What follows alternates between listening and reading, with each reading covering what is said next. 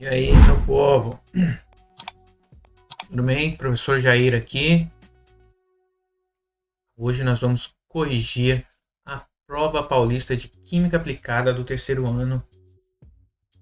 Então, vamos começar aí com a prova do segundo bimestre. Química Aplicada terceiro ano. E Química Aplicada é a prova que mais tem questões de Química. O conteúdo de Química normal é de primeiro, segundo e terceiro ano, tem muito menos questões, né? Parece que eles deram um foco mais na Química com conceitos do cotidiano. Então vamos resolver. Essa prova aí ela começa pela questão de número 44. Ela fala o seguinte: diante dos desafios e das demandas que o setor químico enfrenta,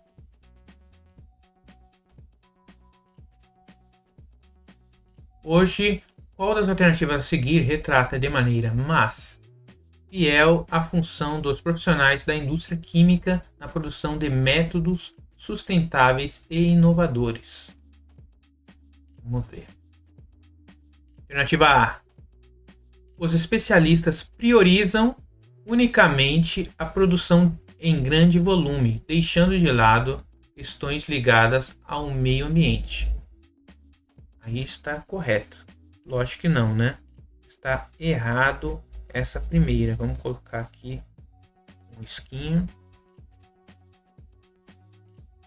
Os profissionais da indústria química são responsáveis pela pesquisa teórica, sem necessidade de aplicar conhecimentos práticos.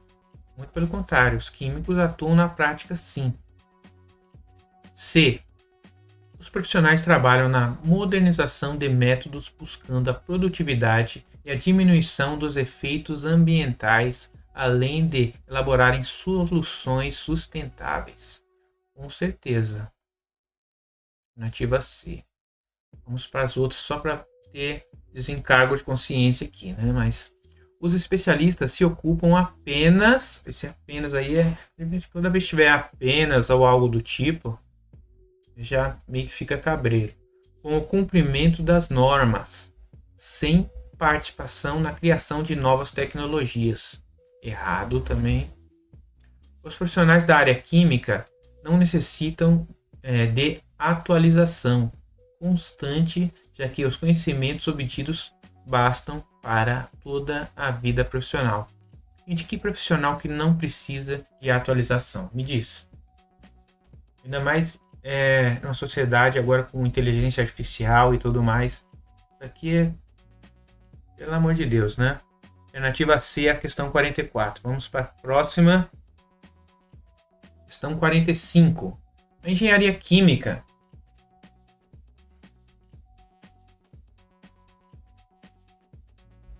a engenheira química Evelice precisou orientar um setor de produção de biodiesel sobre a diferença entre processos e operações unitárias, para que possam compreender que isso é essencial para fazer a análise e otimização do sistema produtivo. Após sua explicação, ela apresentou algumas afirmativas para verificar a compreensão dos funcionários sobre o tema. Dessa forma, dentre as afirmativas abaixo, apresentada por Evelise, assinale a correta. Processo é sinônimo de operação unitária, pois ambos se referem a métodos utilizados na produção industrial. Não, se no enunciado ele já diferencia processo e operação unitária e fala que ela diferenciou uma da outra, então eles não são sinônimos, eles são diferentes, né?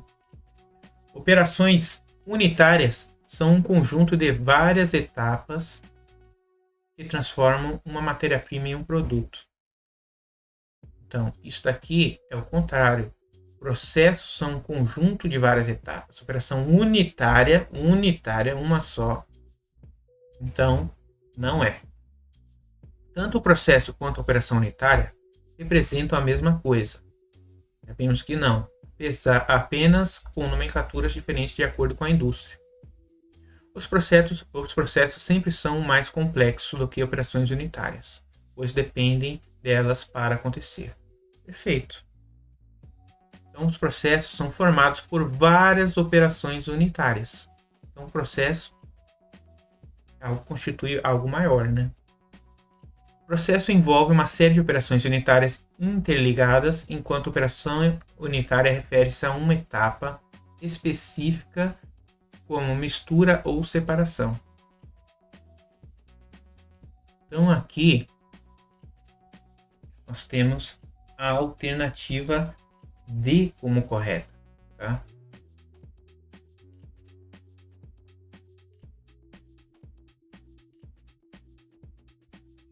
Porque as operações unitárias não necessariamente têm que estar interligadas, tá? Elas podem ser feitas de forma separadas, depois unidas de alguma forma. Tudo bem?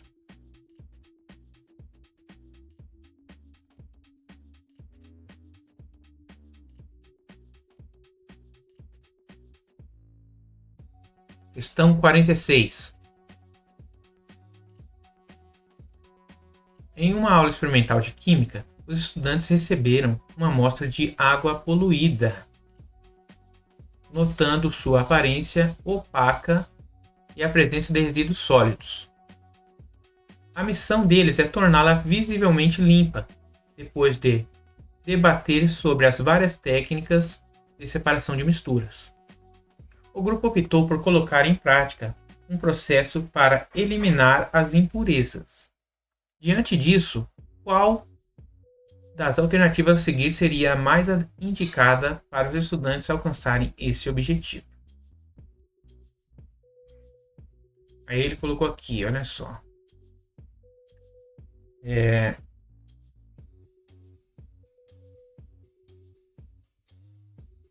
Alternativa A, filtração.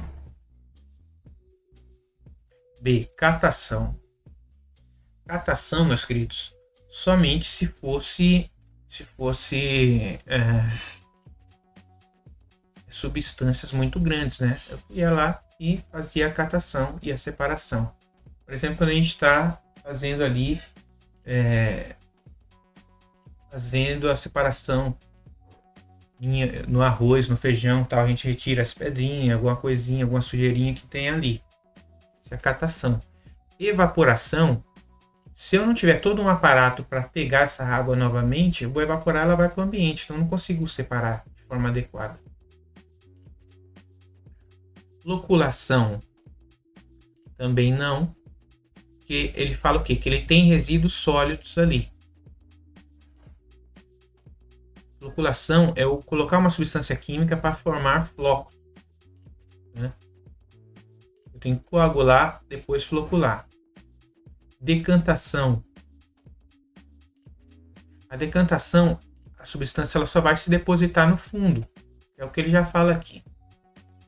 Ó, estudantes receberam uma amostra de água poluída, notando que a aparência é opaca e a presença de resíduos sólidos. Esses resíduos sólidos vão ficar no fundo, mas não vão ser separados. Ó. Então, o grupo optou por colocar em prática um processo para eliminar as impurezas. Então, eles querem retirar essas impurezas.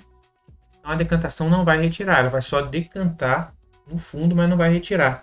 Loculação também não. Evaporação, você vai retirar a água, que é o que você quer, você não vai ter como captar. Catação não, então aqui nós temos a alternativa filtração. Você consegue passar água pelo filtro, você retira a água, e o material sólido vai ficar preso ali no filtro. Então nós temos a alternativa A como sendo a correta. Agora vamos para a questão de número 47. Olha a questão referente ao processo da amônia. A amônia é produzida principalmente pelo processo Haber-Bosch, que combina nitrogênio N2 e hidrogênio em condições específicas. Sobre o processo Haber-Bosch, assinale a alternativa correta em relação às suas condições e importância na indústria. produzir esse NH3, ele utilizou, quer ver, ó, aqui eu tenho o NH3. Então, na amônia, o NH3, eu tenho nitrogênio e hidrogênio. Qual foi a ideia do Fritz Haber lá? Vou pegar o gás nitrogênio e o gás hidrogênio e vou misturar eles e produzir NH3. Isso mexendo nas condições de pressão e temperatura. Ele conseguiu isso. Agora, que importância tem essa substância amônia aqui para a indústria? Aí ele pergunta assim, responde o seguinte: a reação é espontânea nas condições normais sem a utilização de um catalisador. Não, a reação ela não é espontânea. Preciso de mudar a pressão, temperatura. Se tiver um catalisador, melhor ainda. Catalisadores para a indústria química, gente, é pesquisado de forma incessante. Porque se você descobre um catalisador para uma reação, você diminui muito o custo de produção daquela substância. Se torna mais rápido e mais barato. Então, a descoberta de catalisadores na indústria química é coisa muito comemorada, é fundamental. Mas a reação ela não é espontânea. Tá? Produz amônia apenas de hidrogênio de fontes fósseis, sendo altamente poluente. Não. Utiliza fontes renováveis de nitrogênio, sendo sustentável e sem impactos ambientais. Também tem nada a ver isso aqui. O nitrogênio é retirado do ar.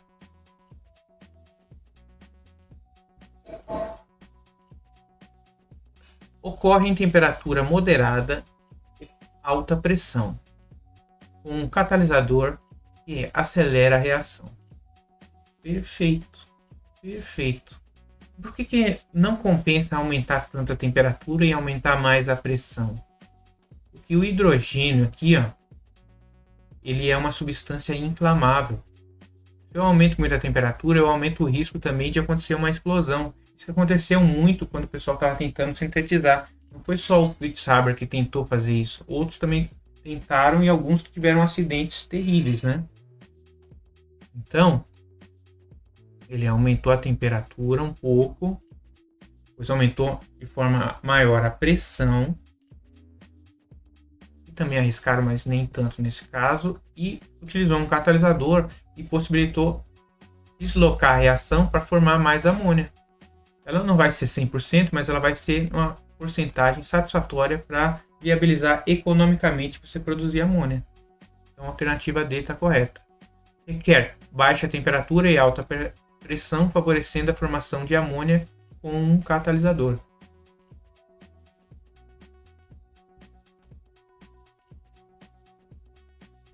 Não, ele requer uma temperatura um pouquinho mais alta. Baixa temperatura, não.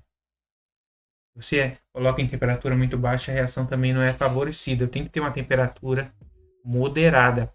Moderada, ela não pode ser muito alta devido ao risco, né, de explosão. Você tem que ter uma determinada temperatura. Então aqui, alternativa D. Vamos para a questão de número 48, meus queridos. Olha a reação aqui da amônia aqui, ó. Nitrogênio mais hidrogênio, 3 mols de hidrogênio, produzindo 2 mols de NH3. Numa indústria que produz fertilizantes, a reação para criar amônia é crucial. A indústria está a instalar um novo reator para melhorar a produção de amônia, NH3, usando o processo Haber-Bosch.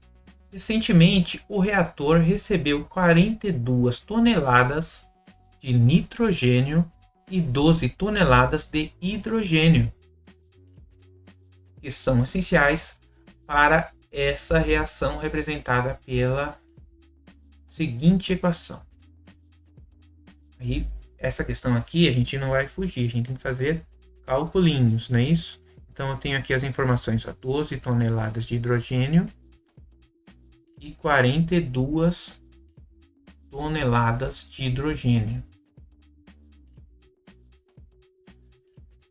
dado que a indústria quer aumentar ao máximo a produção de amônia. É essencial descobrir a quantidade deste produto que pode ser criada com as quantidades de nitrogênio e hidrogênio adicionados ao reator. Além disso, é importante identificar qual dos reagentes está restringindo a reação, afetando diretamente a eficácia da produção.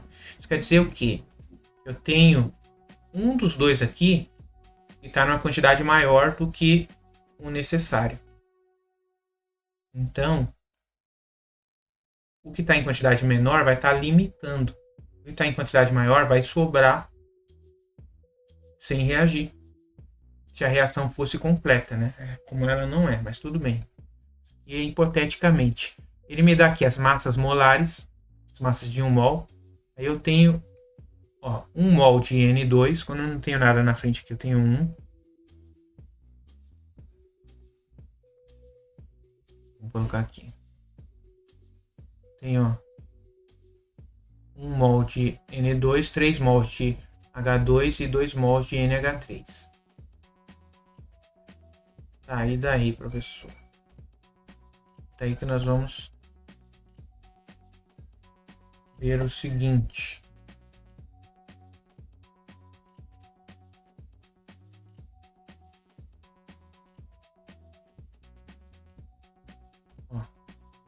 Eu tenho 1 mol de N2, eu vou ter 28 gramas por mol. Então aqui vou ter 28 gramas por mol. E aqui eu tenho 2 gramas por mol. Eu tenho 3 mols, eu vou ter 6 gramas.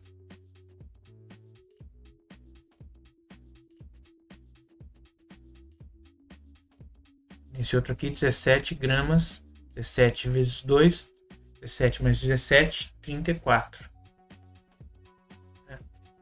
17 mais 17. Calculadeira.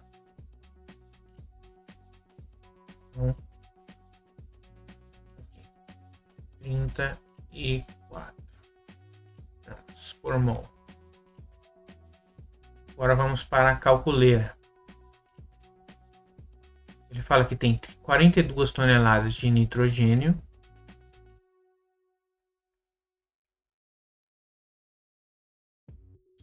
Ó,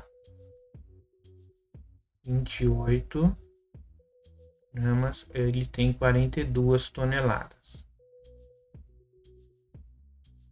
Está para 6 gramas.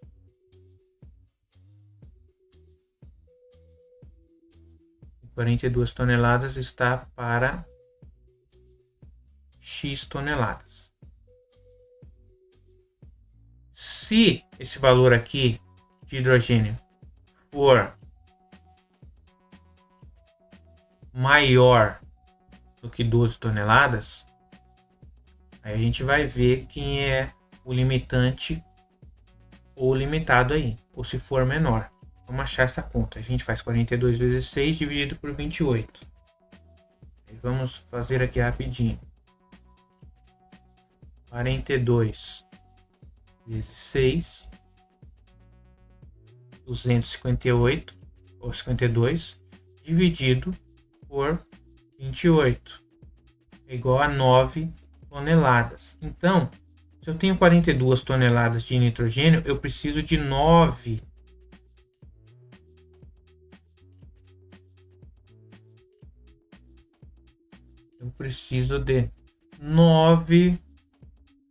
toneladas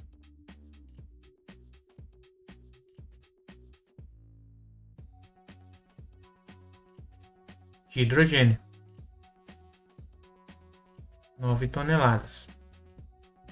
Como eu tenho 12 toneladas aqui, então eu tenho mais hidrogênio do que eu preciso. Então o que está me limitando aqui é o nitrogênio. Precisava de um pouquinho mais de nitrogênio, N2, para que a reação aumentasse o rendimento de NH3.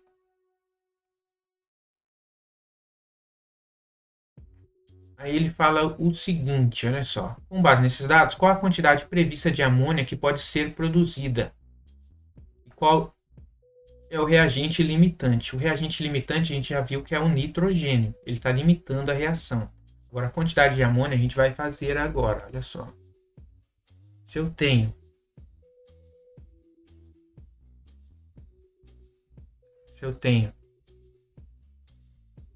28 gramas por mol produzindo 34 gramas de amônia, se eu tiver 42 toneladas, quantas toneladas de amônia eu vou produzir?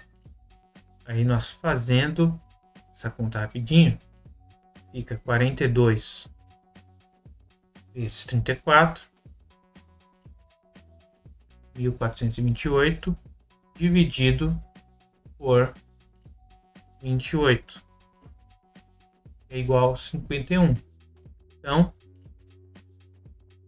eu vou ter 51 toneladas de amônia produzida.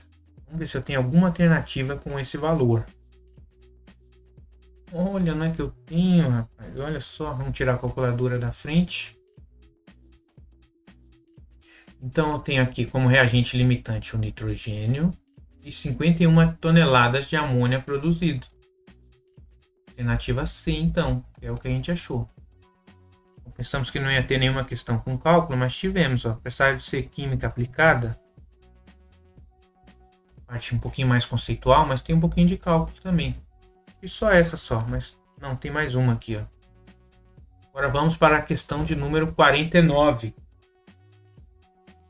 Isso aqui é bem simples, olha. Uma indústria utiliza fosfato de cálcio, CA3, PO4 e 2, para produzir ácido fosfórico, H3PO4. O fornecedor afirmou que o reagente é puro. Então, compraram 800 kg de fosfato de cálcio. Todavia, não consultaram o químico responsável. Quando soube da compra, decidiu fazer testes de pureza e constatou que, na verdade, há 25% de impureza no fosfato de cálcio. Diante da situação descrita acima, qual a quantidade real que há de fosfato de cálcio puro? Então, se de 800 quilos, que é 100%, 25% é de impureza, não é de fosfato de cálcio, então tem 75% de fosfato de cálcio, né? Isso aqui por dedução, olha só. 75% de 800. Então, se eu dividir 800 em 4, eu vou ter 25 mais 25, 50 mais 25, 75, mais 25, 100, não é isso? Então, eu vou ter o quê?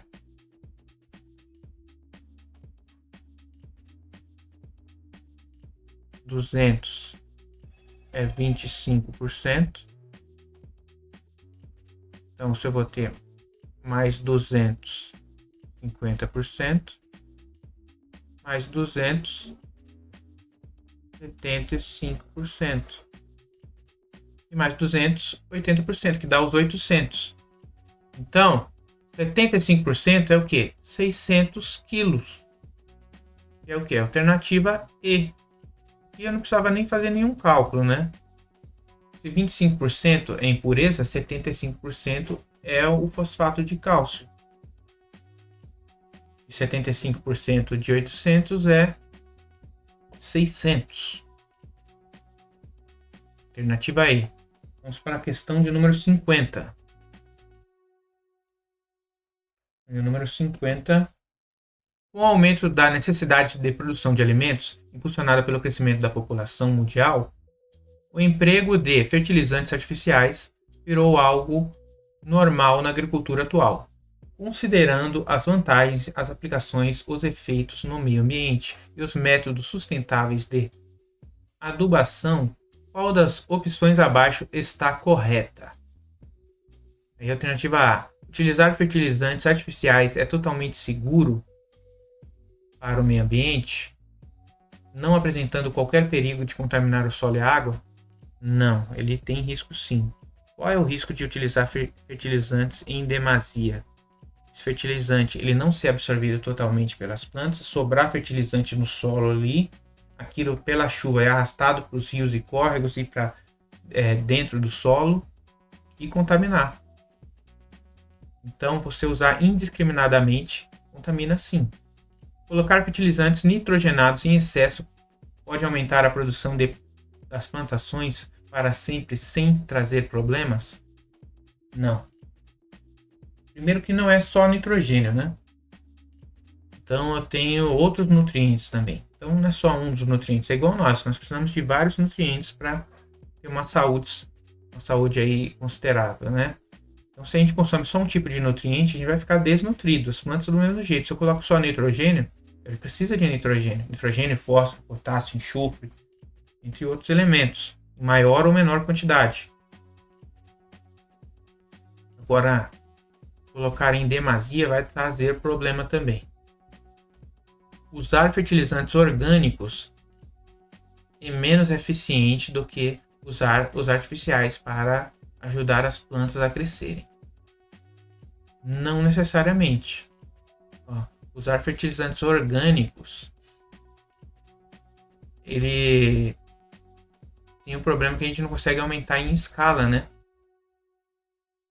Isso é um grande problema. Mas ele é tão eficiente quanto, né? O crescimento das plantas. Se for eficiência em questão de quantidade produzida, é outra história. Agora, eficiente, né, no crescimento da planta, ele é tão eficiente quanto.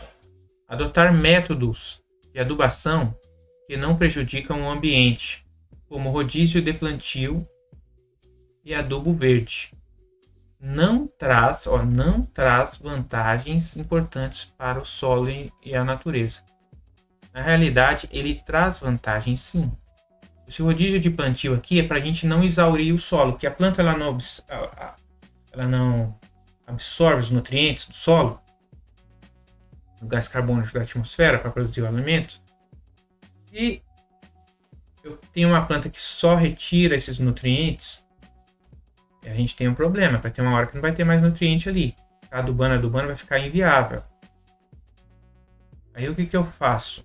Eu coloco uma outra planta que ajuda a repor esses nutrientes. Esse que é o rodízio de cultura. Eu vou lá, coloco um tipo de espécie que vai repor esses nutrientes, depois eu faço o plantio, aí eu planto uma outra espécie que é um pouquinho mais economicamente viável, mas ela vai exaurir um pouco mais do solo. Eu fico fazendo essa intercalação aí desses tipos de cultura.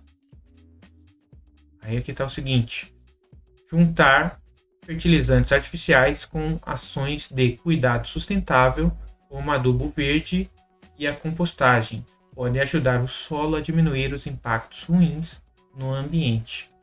Correto. Alternativa E, correta. Vamos para a questão 51. O funcionário de uma indústria recebeu o esquema abaixo que exemplifica etapas de ações que ocorrem na produção do ácido sulfúrico pelo processo de contato. Eu tenho o seguinte aqui, ó. Etapa 1, preparação do gás. Eu tenho hidratação do trióxido de enxofre. Eu pego o trióxido de enxofre mais água para produzir o H2SO4, que é o ácido sulfúrico. Etapa 2, conversão, queima do enxofre para reagir com o oxigênio e formar o SO2. E etapa 3, absorção do SO2. A oxidação do dióxido de enxofre em trióxido de enxofre. Mas essas etapas aqui, elas não necessariamente estão na ordem correta, tá? Ele coloca aqui, ó. Todavia, ele percebeu que há sequências dispostas de forma errada no esquema. Dessa forma, é possível afirmar que... Aí nós temos aqui. A preparação do gás ocorre na etapa 1, com a queima do enxofre. Então, primeiro, eu queimo enxofre com oxigênio e transformo em SO2. Depois, o SO2 eu reajo com gás oxigênio e transformo em SO3. E depois o SO3 eu reajo com água e transformo em H2SO4. Então, primeiro vem a etapa 2. Depois a etapa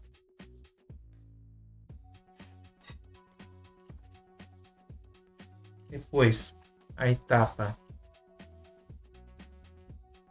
3 e depois, por último, a etapa 1. Então é essa a sequência. A A, ela está correta. A B, conversão ocorre na etapa 3, com a hidratação do trióxido de enxofre.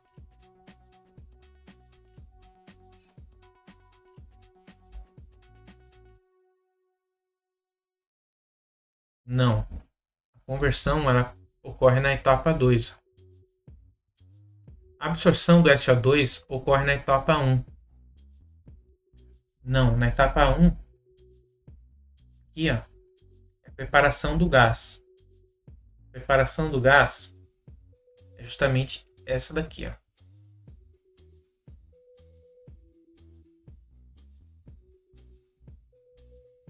A absorção do SO2 ocorre na etapa 1 com a hidratação do trióxido de enxofre. Não. A absorção do SO2 ocorre na etapa 2 com a hidratação do trióxido de enxofre. Também não.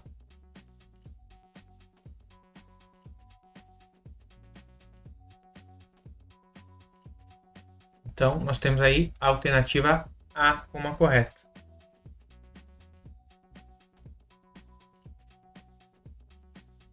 Então, tem conversão, absorção do SO2 e depois a preparação do gás. Então, essas são as etapas.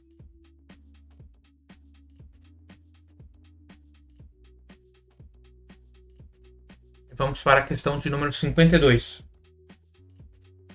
O setor do cloro-alcális exerce um papel essencial na criação de uma gama diversificada de substâncias químicas empregadas em inúmeras áreas. A eletrólise em meio aquoso da salmoura representa um dos principais métodos empregados nesse contexto industrial, levando em conta os compostos resultantes, suas funções e as repercussões da indústria de cloro-alcális.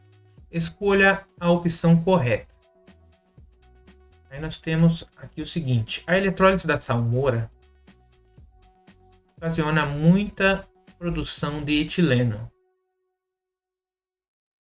que tem seu uso restrito à criação de materiais plásticos. Então, salmoura, meus queridos, não tem nada a ver com plástico. Salmoura tem a ver o quê? Com água, com sal. Etileno é um composto orgânico de carbono. Não tem carbono nenhum aí na salmoura, da eletrólise da salmoura. Então, esquece. A eletrólise da salmoura, a gente já vai ver, resulta nos gases cloro e hidrogênio e na soda cáustica, os quais são utilizados na produção de sabão e papel. E está correto. Produz os eletrodos, que eles colocam os eletrodos que passam a corrente elétrica, e nos eletrodos vão ser formados ali os gases hidrogênio e hidrogênio, e vai ser também sintetizado o hidróxido de sódio ali, a soda cáustica, tá? E vai ser utilizado em sabão, papel e entre outras coisas, né? Então está correto.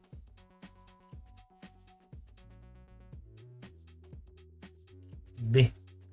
A indústria de cloro-alcális gera somente benefícios, contribuindo unicamente para a diminuição da poluição do ar.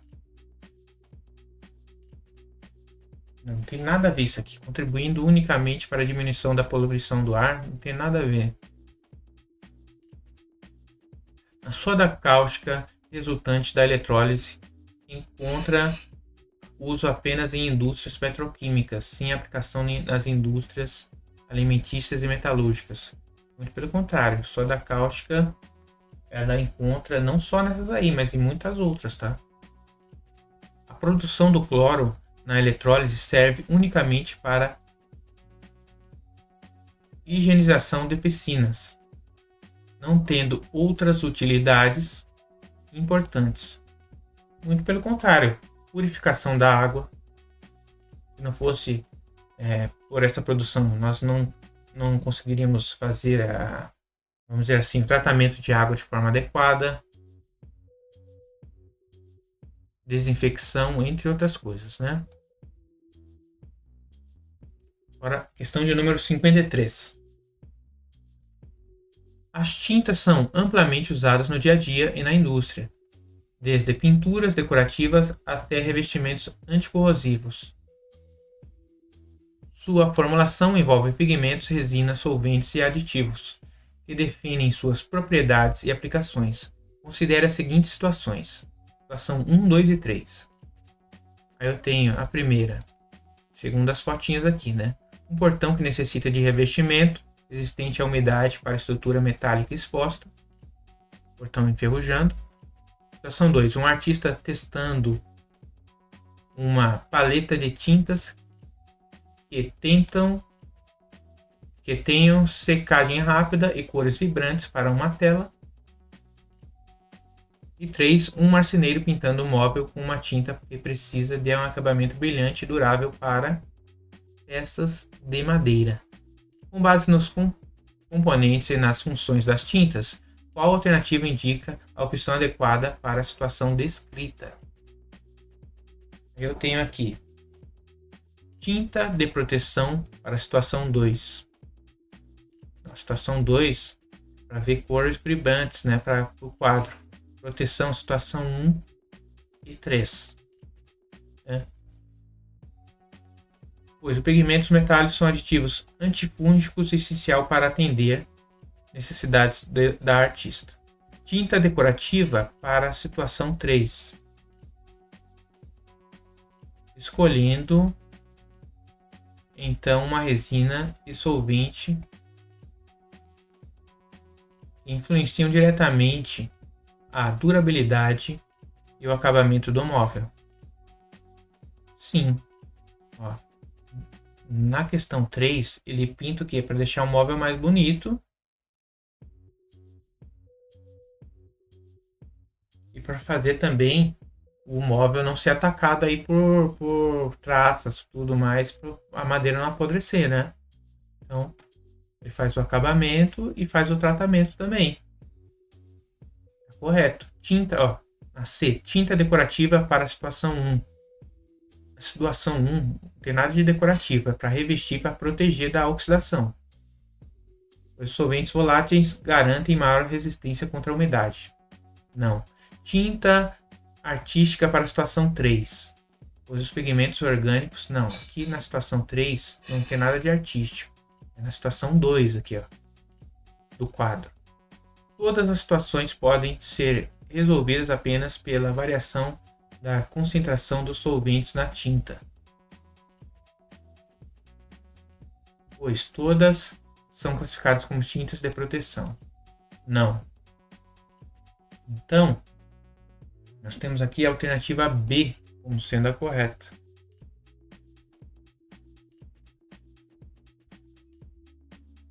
Tinta decorativa para a situação 3, escolhendo então uma resina e solvente que influenciam diretamente a durabilidade e o acabamento do móvel. Perfeito. E nós ficamos por aqui, meus queridos, depois dessa quantidade imensa aí de questões. Foi bem desgastante, né? Você vê, teve 1, 2, 3, 4, 5, 6, 7, 8, 9, 10 questões a prova de química aplicada. Foi bem puxado. E são questões de química que envolvam o cotidiano. E agora nós vamos começar a corrigir o terceiro bimestre, meus queridinhos. Finalizamos primeiro e segundo bimestre e vamos começar o terceiro bimestre de 2025. Beleza? Então não esqueçam aí de curtir, compartilhar e se inscrever no canal, beleza? Professor Jair, tchau, tchau, galera!